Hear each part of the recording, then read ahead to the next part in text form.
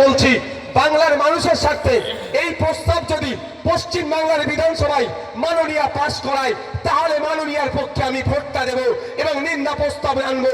এই নিন্দা প্রস্তাবে বাংলার মানুষ যাতে, বাংলা মানুষের যে নিন্দনীয় কাজ হচ্ছে সেটা বন্ধের জন্য যে প্রস্তাব আসবে, সেখানে আমি ভোট প্রয়োজনে দেবো, তো আমার অসুবিধা নয়। এই নিন্দা প্রস্তাব পাস করানোর পরে কি করতে হবে? সঙ্গে সঙ্গে নির্বাচন কমিশনের কাছে কপিটা পাঠিয়ে দিতে হবে। পশ্চিম বাংলার বিধানসভা তথা পশ্চিম বাংলার মানুষ এই হয়রানির বিরোধিতা করেছে, এই হয়রানির নিন্দা জানিয়েছে, অবিলম্বে আপনাকে এই হয়রানি বন্ধ করতে হবে। এইটা হবে। যদি নির্বাচন কমিশন তারপরেও হয়রানি করে, তাহলে সুপ্রিম কোর্টে মামলাতে এর একটা কপি, নিন্দা প্রস্তাবের কপিটা সেটে দিয়ে মামলা করে দিলে, আমি আইনের বিশেষজ্ঞ যারা আছে তাদের সাথে কথা বলেছি, তাহলে সুপ্রিম কোর্ট থেকে হয়তো স্টে চলে আসতে পারে। অর্থাৎ আপনাকে আমাকেই তাড়াহুড়ো করে যে হয়রানি হয়ে যে হেয়ারিং এ যেতে হচ্ছে, ঘন্টার পর ঘন্টা দাঁড়িয়ে থাকতে হচ্ছে, না টয়লেটের ঠিকঠাক ব্যবস্থা আছে, না পানীয় জলের ব্যবস্থা আছে, না বসার জায়গা আছে, আমাদেরকে যে আতঙ্কের মধ্যে থাকতে হচ্ছে, এটা আর থাকতে হবে না, স্টে দিয়ে দেবে সুপ্রিম কোর্ট। কিন্তু করছে মমতা ব্যানার্জি। তার পরিবর্তে প্রশ্ন করছে নওশাদ সিদ্দিকী কি করছে তৃণমূলের বন্ধুরা। তবে আপনাদের জানিয়ে রাখি, মমতা ব্যানার্জি যখন রাস্তায় নেমে নাটক করছিল, একদিকে 90,000 অফিসার দিয়ে, একদিকে প্রায় 250 কোটি টাকা খরচ করে দ্রুততার সাথে এসআইআর করার জন্য মমতা ব্যানার্জি যখন রাস্তায় নেমে নাটক করছিল, তখন ভাঙড়ের বিধায়ক নওশাদ সিদ্দিকী সুপ্রিম কোর্টের আইনজীবীদের সাথে কথা বলছিল এইটা নিয়ে কিভাবে মামলা করা যায়। নওশাদ সিদ্দিকী কি করেছে, নওশাদ সিদ্দিকী এখন কি করছে? এই কথা কম বলো না। নওশাদ সিদ্দিকী এখন কি করছে প্রশ্ন করছে, আপনি তাদের উত্তর দিন যে এখন পর্যন্ত সুপ্রিম কোর্টে এসআইআর নিয়ে এই অনৈতিক পন্থা অবলম্বন করে এসআইআর নামে যে কাণ্ড কারখানা চালাচ্ছে, এটা বন্ধের জন্য, এটাকে আটকানোর জন্য, এটাকে রেকটিফাই করার জন্য এখন পর্যন্ত 4টে মামলা সুপ্রিম কোর্টে হয়ে আছে। সেই 4 জন মামলাকারীর মধ্যে নওশাদ সিদ্দিকী একজন আছে। কি বলছি বুঝতে পারছেন? আমি দেখছিলাম আমাদের নেতৃত্বরা গতকাল রিসিপ্টটা নিয়ে লড়াই করেছে, রিসিপ্ট দিতে বাধ্য হচ্ছে। আমি শুধু বাসন্তীর জন্য নয়, ভাঙড় থেকে শুরু করে, কাকদ্বীপ থেকে শুরু করে, পুরুলিয়া থেকে শুরু করে, বাঁকুড়া থেকে, ঝাড়গ্রাম থেকে দার্জিলিং পর্যন্ত যারা হেয়ারিং এ যাচ্ছে, সেই হেয়ারিং এ রিসিপ্ট দিতে হবে, এই মর্মে আমরা গত পরশু দিনে গিয়ে ওখানে নির্বাচন কমিশনে যারা আছে তাদেরকে বলেছি। যারা এখানে পরিযায়ী শ্রমিকের পরিবার এসেছে তাদেরও আমি জানিয়ে রাখতে চাই, পরিযায়ী শ্রমিকদের স্বার্থে আমরা নির্বাচন কমিশনে গিয়ে বলেছি এরকম ভাবে হয় না, ওরা ফিজিক্যালি এসে পারবে না। 5,000, 10,000, 8,000 টাকা মাইনে, তারা আসবে কখন, যাবে কখন, তাদের সব টাকা খরচ হয়ে যাবে। হয় আপনাদের ভার্চুয়ালি করতে হবে, অন্যথায় পরিবারের কেউ উপস্থিত হলে সেটা করতে হবে। আপনাদের জানিয়ে যায়, যারা পরিযায়ী শ্রমিক আছে, আপনার বেসরকারি সংস্থায় কাজ করেন, তাদেরকে আমি জানিয়ে রাখতে চাই, এখানে যারা বাইরের রাজ্যে কাজ করছে তাদের বাইরে থেকে আসতে লাগবে না। পরিবারের অভিভাবক বা অভিভাবিকা কেউ গেলে তারা একটা ফর্ম দেবে, সেই ফর্মটা ফিল আপ করে এবং সাথে যে পেপারস গুলো আছে সেইগুলো জমা দিলে ওই বাইরে থাকলেও তারও হেয়ারিং হয়ে যাবে। সেটাও আমরা চিৎকার করার জন্য হয়েছে। নওশাদ সিদ্দিকীরা কি করছে? কি হলো তোমাদের? বক্তব্য শেষ করে দেবো তাহলে দেখি, তাহলে বক্তব্য শেষ করে দিচ্ছি। বয়স্ক লোকেরা, যারা গর্ভবতী মা, অসুস্থ মা, বার্ধক্যে উপনীত হয়েছে, তাদেরকেও যে প্রোগ্রাম করতে হচ্ছিল, নোটিশে হেয়ারিং করতে হচ্ছিল। এই নওশাদ সিদ্দিকীরা কি করেছে যারা বলছে তার খোঁজ নিয়ে দেখুন। এই নওশাদ সিদ্দিকীরা আওয়াজ তুলেছে, যারা বার্ধক্যে উপনীত হয়েছে, যারা অসুস্থ, যারা বিশেষভাবে সক্ষম, যারা যে মায়েরা গর্ভবতী, তারা আসতে পারবে না, তাদের বাড়িতে গিয়ে হেয়ারিং করতে হবে, তারও ব্যবস্থা করেছে। নওশাদ সিদ্দিকীরা কি করেছে? ওই নাটক করে ক্যাকাছিচি করেন। তবে আপনাদের বলে যাই, আমার প্রচন্ড সন্দেহ হচ্ছে এই মমতা ব্যানার্জি আপনাদের ডুবিয়ে দিতে পারে। আমার প্রচন্ড সন্দেহ হচ্ছে, কারণ ওয়াকাফ আইন মানবো না, আমি থাকতে ওয়াকাফ আইন বাবলুকে হতে দেব না, আমি থাকতে ওয়াকাফ সম্পত্তিতে হাত দেবো না। যে ভদ্র মহিলা বলেছিলেন, যে রাজ্যের মুখ্যমন্ত্রী বলেছিলেন, সেই মুখ্যমন্ত্রী কিন্তু রাতারাতি ওয়াকাফ আইনকে মেনে নিয়েছিল। তাই এদের মুখ্যমন্ত্রীর ভাইপো তথা ডায়মন্ড হারবারের এমপি অভিষেক ব্যানার্জি বলেছিলেন, এসআইআর নিয়ে গন্ডগোল হলে লাখ লাখ লোক নিয়ে গিয়ে এসআইআর অফিস ঘিরাও করে বসে থাকবো, এই নির্বাচন কমিশন ঘিরাও করে বসে থাকবো। কজন গিয়ে ঘিরাও করেছে ভাই? গেছে। তাই আপনাদের বলবো, এদের পাল্লায় যদি পড়ে যান বিপদ হয়ে যাবে, বিপদ হয়ে যাবে। এটা কিন্তু এদের পাল্লায় পড়বেন না। ওয়াকাফটা যেমন আটকে দেবো, আটকে দেবো, আমি আছি, আমি আছি, আমি আছি, তোমার কিচ্ছু হবে না, হাতছাড়া হয়েছে তো। এখন যতটুকু আটকাতে পেরেছে নওশাদ সিদ্দিকীদের মতো গুটি কয়েক মানুষের জন্য। তাই বলবো আপনাদের, এদের পাল্লায় পড়বেন না। আপনার এসআইআরও বিজেপি ইলেকশন কমিশনের হাতে তুলে দেবে এরা, আমার সন্দেহ হচ্ছে। কারণ দুর্নীতি, বালি চোর, কয়লা চোর, গরু চোর, চাকরি চোর, মৃত মানুষের চোখ এরা চুরি করে নিচ্ছে।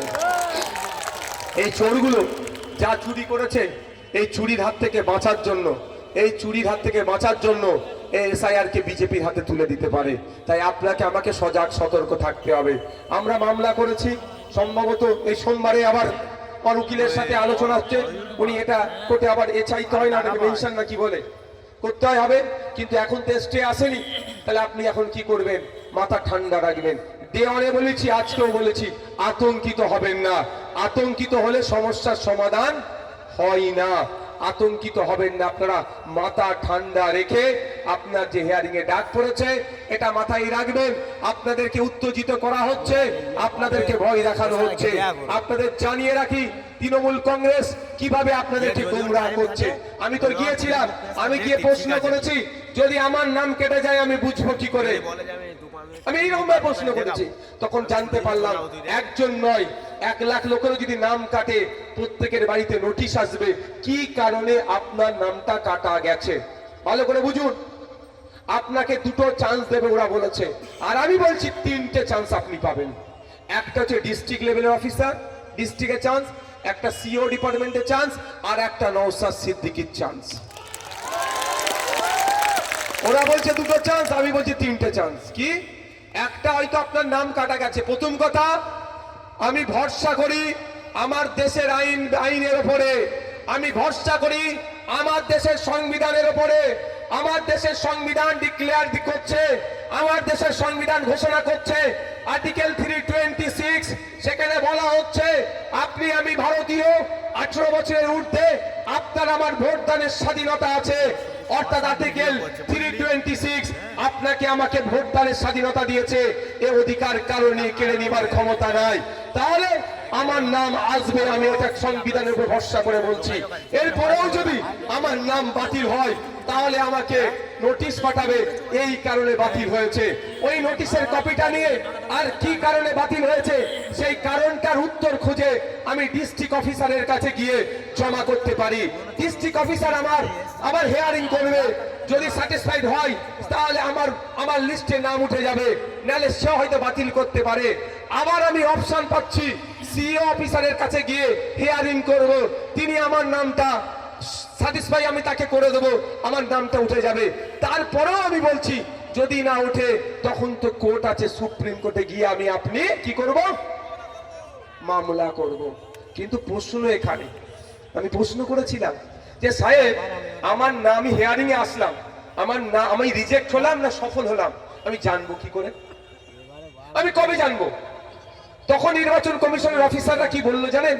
আমরা তো চাইছি সাথে সাথে দিয়ে দেওয়া হোক। আপনি হিয়ারিং এ গেছেন, আপনি অকৃতকার্য হয়েছে ধরে নিলাম, তাহলে সাথে সাথে আপনাকে দিয়ে দেওয়া হোক। তাহলে আপনি সময় পাচ্ছেন ভাই, কি কারণে আপনাকে নাম রিজেক্ট করলো? সেই কারণের উত্তরটা আছে নিশ্চয়ই। আমরা কি অবৈধ নাগরিক নাকি? আমরা কি অবৈধ নাগরিক? কাগজ আমাদের কাছে আছে, কাগজের একটু ভুল ভ্রান্তি আছে, এতটুকুই ভাই। এটা তাহলে ঠিক করে নিয়ে যাবো। আবার ডিস্ট্রিক্ট লেভেলে 7-8 দিনের সময় পাবো, জমা দিয়ে 7-8 দিনের মধ্যে দেবো, কিন্তু দিচ্ছে না। আমি প্রশ্ন করলাম যে আমি রিজেক্ট হয়েছে, আমি কবে জানবো? বলছে আমরা তো চাইছি দিনের দিনে দিয়ে দেওয়া হোক। আমরা বারবার ডিস্ট্রিক্টের অফিসারদেরকে বলছি যে আপনারা দ্রুততার সাথে তাদের লিস্ট দিয়ে দিন, কিন্তু এই দেখুন আপনাকে বুঝতে হবে ডিস্ট্রিক্টের অফিসারকে কারা কন্ট্রোল করে? ডিএম অফিসকে কারা কন্ট্রোল করে? বিডিও অফিসকে কারা কন্ট্রোল করে? কেন্দ্র সরকার, ইসিআর না রাজ্য সরকার? তাহলে নোটিশটা ছাড়াটা কে আটকে রেখেছে? একটু জোরে বলুন, কে আটকে রেখেছে? কেন আটকে রেখেছে? আমার বিশাল সন্দেহ হচ্ছে এখানে। 14ই ফেব্রুয়ারি ফাইনাল লিস্ট পাবলিশ হবে, তার হয়তো 3-4 দিন আগে ছেড়ে দিতে বলবে, তখন সবাই হই হই করো। বুঝতে পারছেন না? এখন যদি যারা অলরেডি হিয়ারিং হয়ে গেছে, হয় পাস নালে ফেল, দুটোর মধ্যে একটা তো হবে। অহেতুক হয়রানি করছে, তাই আমাদেরকে শপথ নিতে হবে এদের তিনজনের বিরুদ্ধে গণতান্ত্রিক প্রক্রিয়াতে লড়াই সংগ্রাম জারি রাখতে হবে। আমি বলবো সে বিষয়, তার আগে আমি দুটো কটা কথা বলি। আজকে আপনারা জানেন আদিবাসীদেরকে খুব ভালোবাসছি বলছে, আদিবাসীদেরকে ভালোবাসছি, কিন্তু ফিফথ শিডিউল আদিবাসী এলাকায় ইমপ্লিমেন্ট করছে না কেন সেটা জানতে হবে। ছোটনাগপুর টেনেন্সি অ্যাক্ট যেটা আছে ওই মানভূম এলাকাতে কেন ইমপ্লিমেন্ট করছে না আপনাদের জানতে হবে। নাম কাস্তে ভালোবাসা, বাস্তবে কোনো ভালোবাসার আমরা রূপ দেখতে পাচ্ছি না। ভালোবাসি বললে কি হবে, তার উপকারে আসতে হবে তো ভাই, কোনো উপকারে আসছে না। বন্ধুগণ, সময় স্বল্প, আমি এসআইআর নিয়ে আপনাদের সামনে কিছু তথ্য তুলে ধরতে চাই। প্রথম কথা, এসআইআর নিয়ে যে হয়রানি করা হচ্ছে বর্তমানে, এই হয়রানি বন্ধের জন্য আমি কদিন আগে নির্বাচন কমিশনে গিয়েছিলাম, বলিষ্ঠ কণ্ঠে বলেছি যে আপনাদের নির্বাচন কমিশনের যিনি চেয়ারম্যান, তিনি চিফে আছেন, তিনি বলেছিলেন 2002 ভোটার লিস্টে যাদের নাম আছে তাদের কোনো আর অসুবিধা হবে না। শুধু তাই নয়, 2002 নিজের নাম নেই কিন্তু বাবার নাম, মায়ের নাম, দাদুর নাম, দাদিমার নাম আছে, তাদেরও কোনো অসুবিধা হবে না, এ কথা বলেছিলেন। এখন আবার নোটিশ পাঠাচ্ছেন কেন? এটা বন্ধ করতে হবে। কোনো উত্তর সে দিতে পারেনি। আমি আবার প্রশ্ন করেছি যে আমরা 4 ভাই বোন, আমাদেরকে 6 ভাই বোন দেখিয়ে নোটিশ পাঠানো হচ্ছে কেন? এই উত্তর আমাকে দিতে পারেনি। কিন্তু সাথে একটা ছোট্ট কথা বলেছে যে ওরা নাকি 6 জনের কোনো না কোনো লিঙ্ক হয়েছে। আমি বলেছি তাহলে আমাকে বলা হোক, আমি 4 ভাই বোন আর 2 জন কোথা থেকে উড়ে এসে জুড়ে বসেছে আমাকে দেখানো হোক। কারণ আমি দেখতে চাই উড়ে এসে জুড়ে বসেছে কে, কে আমার নামের সাথে, আমার বাবার নামের সাথে আরো 2 জন যুক্ত হয়েছে, 3 জন যুক্ত হয়েছে, দেখতে চাই। অন্যায় ভাবে যুক্ত করেছে, আমি তাদের বিরুদ্ধে আইনত ব্যবস্থা নেব। আর অন্যায় কাজ করেছে, নির্বাচন কমিশনকে তাদের বিরুদ্ধে ব্যবস্থা নিতে হবে, এ কথাও সেখানে আমি জানিয়ে এসেছি। নির্বাচন কমিশনকে বলেছি তথ্য দিতে হবে আমাদেরকে তথ্য দিতে হবে।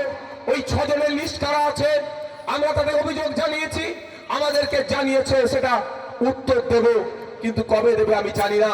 সকালে এক বলছে, সন্ধ্যায় এক বলছে, সেই জন্য আমি জানিয়ে এসেছি আমরা স্টেজ করে কিভাবে ফর্ম ফিল আপ করাতে হবে তার ব্যবস্থা আমরা যেমন দায়িত্ব নিয়েছিলাম। আপনারা যদি সহজ সরল নিরীহ দলিত আদিবাসী মুসলমানদেরকে এই হিয়ারিং এর নামে এই রকম চূড়ান্ত অপমান করেন, হিয়ারিং এর নামে অহেতুক হয়রানি করেন, তাহলে কিন্তু আমরা স্টেজ বেঁধে আপনার অফিসের সামনে বসে থাকবো, আপনাকে আমরা বার হতে দেব না। একথা জানিয়ে এসেছি আমরা। আপনাদের জানতে হবে, সাপে কামড়াচ্ছে ওঝা হয়ে ঝাড়ছে। আমি একটা উদাহরণ দিচ্ছি। এসআইআর করতে গিয়ে কত হাজার অফিসার লেগেছিল ভাই? প্রায় 90,000 অফিসার লেগেছে। অফিসারটা কে দিয়েছিল? মমতা ব্যানার্জির সরকার। কত টাকা খরচ হয়েছে? প্রায় 250 কোটি টাকা। কি কাজ ছিল ওই বিএলওদের, বুথ লেভেল অফিসারদের? আপনার বাড়ি ফর্ম দেবে, ফিল আপ হয়ে যাওয়ার পরে আপনার বাড়ি থেকে ফর্ম নিয়ে ওটাকে আপলোড করে দেবে, এই কাজ। এরপরে একটা কাজ বাছাই কাছাই, কার নাম মিলছে, কার ম্যাপ হচ্ছে, কে আনম্যাপ, এইগুলো কার নামের মিসম্যাচ হচ্ছে, এই একটা কাজ ছিল, এটাকে কম্পিউটারে আপলোড করতে হবে, এই কাজটা ছিল। এই কাজের জন্য নির্বাচন কমিশন পশ্চিমবাংলা সরকারের কাছে টেন্ডার করিয়ে 1000 লোক চেয়েছিল। তারা কম্পিউটার অপারেটর 1000 লোক চেয়েছিল। যে 1000 লোকের খরচ ছিল মাসে 1 কোটি টাকা। যদি 10,000 টাকা করে মাইনে দিয়ে 4 মাসের কন্ট্রাকচুয়াল রাখে, 1000 কম্পিউটারে যারা ডেটা আপলোড করবে, ডেটা এন্ট্রি বা ডেটা অপারেটর, তাদের 4 মাসে মাত্র 4 কোটি টাকা খরচ হতো। আমার পশ্চিমবঙ্গ সরকার 1000 লোক দিল না, আর 4 কোটি টাকাও দিল না। এই আমরা 1000 কোটি টাকায় 1000 লোক না দেওয়ার ফলে এই যে আমরা এখানে বসে আছি, দেখা যাবে প্রত্যেকের বাড়িতে এসআইআর এর নোটিশ গিয়েছে। এমন একটা বাড়ি নাই যার বাড়িতে এসআইআর এর নোটিশ আসেনি। সে মুসলমানদের বাড়িতে সব থেকে বেশি এসেছে, তারপরে গরিব হিন্দু তথা দলিতদের বাড়িতে নোটিশ এসেছে, আর আদিবাসী ভাইদের বাড়িতে। এই 3 সমাজের মানুষের বাড়িতে সব থেকে বেশি নোটিশ এসেছে। এই নোটিশ আসার অন্যতম একটা কারণ হচ্ছে নামের মিসম্যাচ হিসাবে দেখাচ্ছে, নামের বানান ভুল হয়েছে এটা দেখাচ্ছে। একটা ফুল স্টপ পড়েনি, বাড়িতে নোটিশ এসে গেছে। রফিক বানান ROFI কিউ কেউ লেখে, কে লেখে, কোন ডকুমেন্টসে আছে কিউ আছে বা কোনোতে কে আছে, এইটুকু ভুলের জন্য নোটিশ চলে এসছে। একদম হয়রানি করা হচ্ছে। আমার তো মনে হয় যে নোটিশগুলো এসেছে তার প্রায় 60% শুধু নামের বানান ভুলের জন্য। এই নোটিশ আসতো না যদি পশ্চিমবাংলা সরকার, আমি যতটুকু কথা বলেছি নির্বাচন কমিশনের সাথে, সে যে তথ্য দিয়েছে সেই তথ্য অনুযায়ী আপনাকে কথা বলছি। তাদের বক্তব্য যে আমরা 1000 কম্পিউটার অপারেটর চেয়েছিলাম, যাদের কাজ ছিল এটাকে আপলোড করা, ফলে কম্পিউটার অপারেটর দেয়নি, এআই এর সহযোগিতা নিয়েছে। আর এআই এর সহযোগিতা নিয়ে আমাদের কপালে বাজ পড়েছে, আমাদেরকে রাস্তায় লাইন দিতে হচ্ছে। কিন্তু আমার প্রশ্ন, খেলা মেলা করে মমতা ব্যানার্জি হাজার হাজার কোটি টাকা অপাত্রে দান করছে, যেগুলো প্রয়োজন নয় সেখানে হাজার হাজার কোটি টাকা নষ্ট করছে। তাহলে মাত্র 4 কোটি টাকা দিলে, মাত্র 1000 এক কম্পিউটারের ডেটা অপারেটর দিলে, তাহলে কিন্তু এই দুর্দিন আমাদের দেখতে হতো না। এটা আমি বলছি না, নির্বাচন কমিশনের এখানে যিনি সিও স্যার আছেন তার মুখের কথা বলছি। তাহলে বুঝুন, মমতা ব্যানার্জি কলমে মুসলমান, দলিত, আদিবাসী পেরেশানির মধ্যে থাকুক সেটা তিনি চাইছেন। আর বিজেপিতে সব সময় পশ্চিম বাংলার মুসলমানরা পেরেশানিতে থাকুক, আতঙ্কে থাকুক, সব সময় তোমরা চাইছে যে বিজেপির যে প্ল্যান, মমতা ব্যানার্জি সেই প্ল্যানকে বাস্তবায়ন করার চেষ্টা করছে। আজকে যদি মমতা ব্যানার্জি 1000 অফিসে কম্পিউটার অপারেটর দিত এবং তাদের জন্য এই 4-5 কোটি টাকা যদি বরাদ্দ করত, আজকে মমতা ব্যানার্জিকে আমি প্রশ্নের সম্মুখীন করতাম না। ঠিক যেভাবে বিজেপি, তৃণমূল একসাথে মিলেমিশে পশ্চিম বাংলার ওয়াকফটাকে লুট করছে, লুট করার পরিকল্পনা করছে, একইভাবে এই এসআইআরটাকে এরা মিলে বাংলার মানুষকে অহেতুক পেরেশানি করার চেষ্টা করছে। আপনাদের একটা উদাহরণ দিই, কম্পিউটারকে আপনি কি বলে রেখেছেন? কেউ পানি চাইলে পানি দেবেন, দুধ চাইলে দুধ দেবেন, মধু চাইলে মধু দেবেন, জুস চাইলে জুস দেবেন। এখন পানি এত মানুষ চেয়েছে, কম্পিউটারে যে পানিটা ছিল শেষ হয়ে গেছে। উদাহরণের জন্য বলছি, আপনি এখন বিপদে পড়ে গেছেন, মানে মৃত্যু সজ্জায় চলে গেছেন, পানি পানি করে কম্পিউটারকে চিৎকার করছেন। কম্পিউটার একবারের জন্য পানির বদলে দুধটাকে আপনাকে দেবে না। কেন? প্রোগ্রামিং করা আছে কি, যে যেটা চাইবে সেটা দেবে। আমি আপনাদের হাতে মোবাইল আছে, আমরা অ্যালার্ম দিই তো, এটাও তো একটা one of the part of computer. Small computer বললেও তো চলবে, এটা একটা ছোট্ট কম্পিউটার, এটাও একটা টেকনোলজি বেসড জিনিস। আমি আমার মোবাইলে অ্যালার্ম দিই 4:30টায়, ফজরের সময় উঠতে হবে। আবার পরের সময় 5টা অ্যালার্ম দিই, ফজরের সময় উঠতে হবে। অনেকে 7টার সময় অ্যালার্ম দেয়, 7টায় যে অ্যালার্ম দেয়, 6:45টায় কি অ্যালার্ম বাজে? 7টাতেই বাজে, 7টা কিন্তু বাজে না। সিস্টেম আমি যেমন আপলোড করে দেবো, এতে লোড করে দেবো, সেই রকম হবে। তাই আজকে যদি অফিসারদের দিত, যদি কম্পিউটার অপারেটরদের দিত, আপনার নামের আগে একটা ফুল স্টপ ছেড়ে গেছে, কম্পিউটার কিন্তু ওটাকে সহ্য করবে না, ভুল নাম বলে দেখছে। কিন্তু যদি আমাদের মতো মানুষ আপলোড করতো, মোল্লা মোহাম্মদ আব্দুল করিম, আর আরেকটা ডকুমেন্টসে আব্দুল করিম মোল্লা মোহাম্মদ, আমরা কিন্তু জানি দুজন একই ব্যক্তি। কম্পিউটার কিন্তু এটা শুনবে না, বলবে মিসম্যাচ হচ্ছে, ওর নামে নোটিশ পাঠিয়ে দাও। এটা তো হয়েছে। ঠিক এমন একইভাবে সরস্বতী দাস, তার নাম বিয়ে হয়ে স্বামীর টাইটেল সরস্বতী দাস ঘোষ, হয় না এই ধরনের? তাহলে সেটাও মিসম্যাচ হচ্ছে, নাম নাকি ভুল অন্য জনের নাম। এই ক্যারাকল হয়েছে, হওয়ার পরে আমাদেরকে আজকে প্রশ্ন সম্মুখীন হতে হচ্ছে। তাই আপনাদের বলবো, এই হিয়ারিং এ আমরা যারা পেরেশানির মধ্যে হচ্ছে, এই পেরেশানির দায় নির্বাচন কমিশনের, এই পেরেশানির দায় বিজেপির, এই পেরেশানির দায়ও মমতা ব্যানার্জি তথা তৃণমূলের উপরে বর্তায়। এর থেকে এখন পরিত্রাণ পাবেন কিভাবে? এর থেকে পরিত্রাণ পেতে হবে তো সহজ রাস্তা দুটো আছে, সহজ রাস্তার কথা বলছি। এই অসুবিধা হচ্ছে নাকি? কেউ যদি উঠাউটি করেন বলেন আমি ছেড়ে দেবো। তাহলে এই পরিত্রাণ পাওয়ার দুটো রাস্তা আছে। প্রথম কথা, আপনারা মমতা ব্যানার্জি মুখ্যমন্ত্রী হিসাবে অল পার্টি মিটিং ডাকুক, যে পশ্চিম বাংলার নাগরিকদেরকে আজকে এই ধরনের অহেতুক হয়রানি করা হচ্ছে, এর একটা সুষ্ঠু সমাধান বার করতে হবে। সমস্ত রাজনৈতিক দলগুলোকে ডাকবে, নওশাদ সিদ্দিকীদেরকেও ডাকবে, যেতে হবে। আপনারা জানেন পেহেলগাঁও থেকে টেরর অ্যাটাক হয়েছিল, তারপরে কেন্দ্রের বিজেপি সরকার Modi, Narendra Damodar Das Modi all party meeting ডেকেছিল জানেন। ওখানে গিয়ে রাহুল গান্ধীজিরা কি বলেছিল?